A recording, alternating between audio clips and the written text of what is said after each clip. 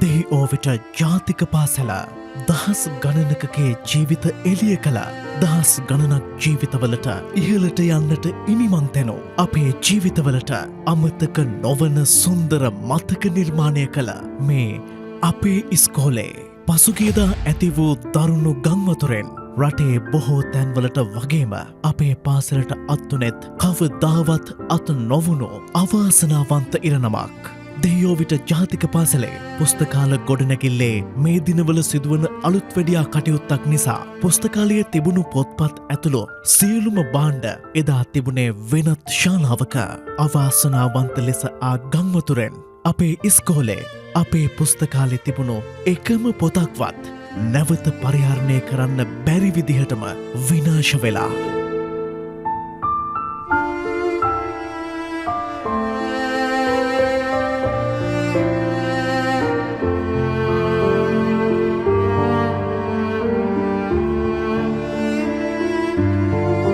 මතකද අපේ සපත්තු ගලවලා හරිම ආසාවෙන් පුස්තකාලෙට ගිහින් රාක්ක අතරේ ඇවිදලා ආසාවෙන් පොත් තෝරලා කාඩ්ඩකේ ලියලා අත්සන් කරලා ගෙදර අරන් ගිහින් පරිස්සම් කරලා ගෙනත් දුන්නු පොත් තමයි මේ තියෙන්නේ.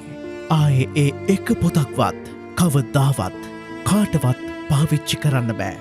දන්නවද මේ පොත්වල වටිනාකම රුපියල් කෝටියකට ආසන්නයි කියලයි පුස්තකාලේ බාර ගුරුතුමිය අපිට කිව්වේ. ඉතින් මේ පොත්වලින් අකුරු කරපු අපිම එකතු වෙලා අපේ පුස්තකාලය නැවත පොත්වලින් පුරවන්න හිතුවා. අපිට පුළුවන් අපේ පොඩ්ඩු නිවාඩුව ඉවර වෙලා ආයෙමත් ඉස්කෝලෙට එනකොට එයාලගේ පුස්තකාලය තිබුණටත් වඩා සුවඳ පිරුණු පොත්වලින් පුරවල තියන්න.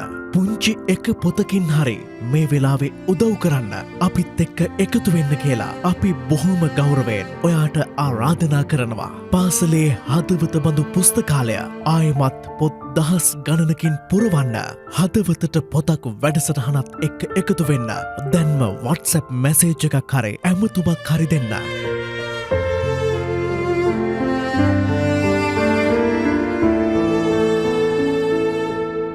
හදවතට පොතා දියේ ගිලී බොඳ වී ගිය අකුරුවලට සැවොම එක්ව යළිත් පණ දෙමු.